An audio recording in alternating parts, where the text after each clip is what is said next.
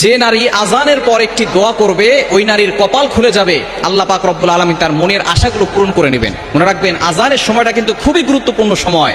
এই সময় কিন্তু আমরা অনেকেই দোয়া করি না, এই সময়টা হেলায় খেলায় নষ্ট করে দেই। আজান দেওয়ার সাথে সাথে আমরা আজানের জবাব দেওয়ার চেষ্টা করব, এবং আজান দেওয়ার সময় কিন্তু আল্লাহ পাক রব্বুল আলামিন বান্দার দোয়া কবুল করেন। যখনই আজান দেওয়া হয় তখন আসমানের দরজাগুলো খুলে দেওয়া হয়, তখন বান্দার কথা সরাসরি আরশে আজিমে গিয়ে নক করে এবং আল্লাহ পাক রব্বুল আলামিন তার দোয়াগুলো কবুল করে নেন। অবশ্যই আমরা এই আজানের সময় দোয়া করব। নবীজি সাল্লাল্লাহু আলাইহি ওয়াসাল্লাম জানিয়ে দিয়েছেন, এবং আজানের সময় সতর্ক থাকাও দরকার। মা বোনদের এই আজানের সময় সতর্ক থাকতে হবে, কারণ এই সময় যখন আজান দেওয়া হয় তখন শয়তান, আজানের শব্দ যতদূর পর্যন্ত যায় ততদূর পর্যন্ত শয়তান পালাতে থাকে। হাদিসের ভিতরে আসছে শয়তান পালাতে থাকে, এবং কুকুর এই শয়তানদেরকে দেখতে পারে, যার কারণে কুকুর ঘেউ ঘেউ করে আওয়াজ করে। দেখবেন আজানের সময় অনেক জোরে জোরে আওয়াজ করে কুকুর, কেন?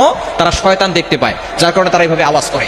এই সময় নারীরা চুল খোলা রেখে ঘর থেকে বের হবেন না। আজানের সময় চুলটাকে ভালো করে আটকে রাখবেন এবং সব সময় পর্দা করার চেষ্টা করবেন, কারণ একটা চুল যদি পরপুরুষ দেখে 70টা সাপ হবে এবং আপনাকে কামড়াবে কিয়ামতের ময়দানে। এই জন্য চুল যাতে করে কেউ না দেখে সে বিষয়ে অবশ্যই খেয়াল রাখতে হবে।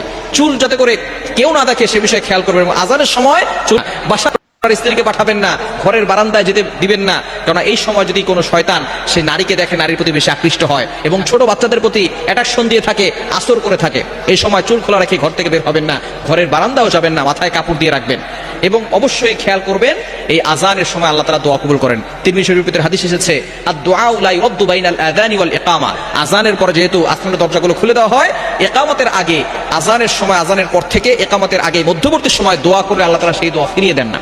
এজন্য এই সময় দোয়া করবেন।